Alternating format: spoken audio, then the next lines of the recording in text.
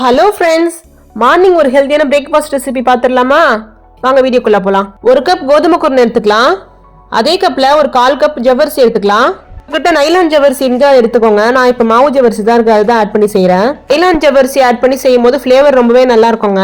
இதை நம்ம ஒன்றா கலந்து விட்டுடலாம். தண்ணி ஊற்றி நல்லா வாஷ் பண்ணிடுங்க. 2 டைம் நல்லா வாஷ் பண்ணி எடுத்துக்கோங்க. கோதுமை ரவை நிறைய தூசினா இருக்குங்க.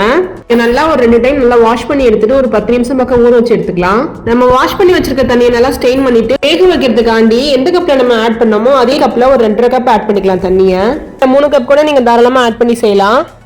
தண்ணியை ஆட் பண்ணிட்டு இதை போட்டு க்ளோஸ் பண்ணி 10 நிமிஷம் பக்கம் வச்சிடலாம். இப்போ நம்ம ஸ்டவ் ஆன் பண்ணி ப்ரெஷர் குக்கர் வச்சுக்கலாம்.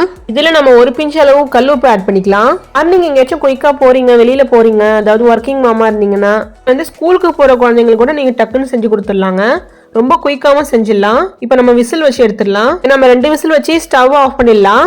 விசில் ரிலீஸ் ஆனதுக்கு அப்புறம் நம்ம ஓபன் பண்ணி எடுத்துக்கலாம். இப்போ உங்களுக்கு பாக்குறதுக்கு இந்த மாதிரி கன்சிஸ்டன்சி இருக்கும்.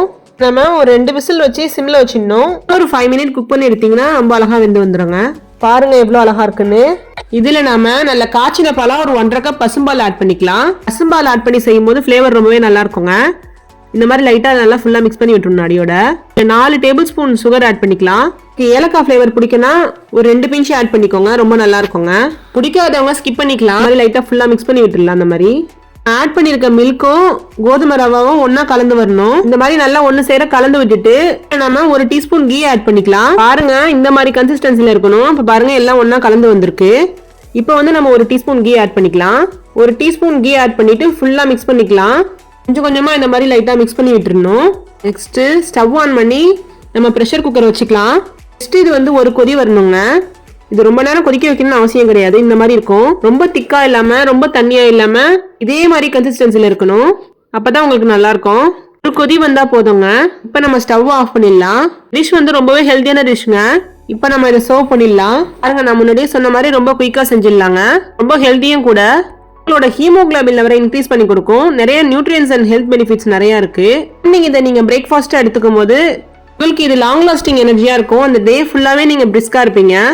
பசியே இருக்காதுங்க. அம்மா நீங்க ஒர்க்கிங் மாமா இருந்தா கண்டிப்பா நீங்க எடுத்துக்கணுங்க. அந்த மாதிரி குழந்தைங்களுக்கும் நீங்க இந்த மாதிரி செஞ்சு கொடுத்தீங்கன்னா ஒரு ஃபுல்லிங்கா இருக்குங்க. உங்களுக்கு லோ கேப்ஸ் தாங்க இருக்குது. நியூட்ரியன்ஸ் அண்ட் மினரல்ஸ் அதிகமா நிறைஞ்சிருக்க இந்த டிஷ்ஷை கண்டிப்பா நீங்க ட்ரை பண்ணி பாருங்க. முக்கியமா உங்களுக்கு அயர்ன் டெஃபிஷியன்சி இருந்துச்சுன்னா கட்டாயம் எடுத்துக்கோங்க. இவ்வளவு ஹெல்த் பெனிஃபிட்ஸ் நிறைஞ்ச இந்த டிஷ்ஷை மிஸ் பண்ண போறீங்களா? கண்டிப்பா நீங்களும் ட்ரை பண்ணி பாருங்க. Thank you all.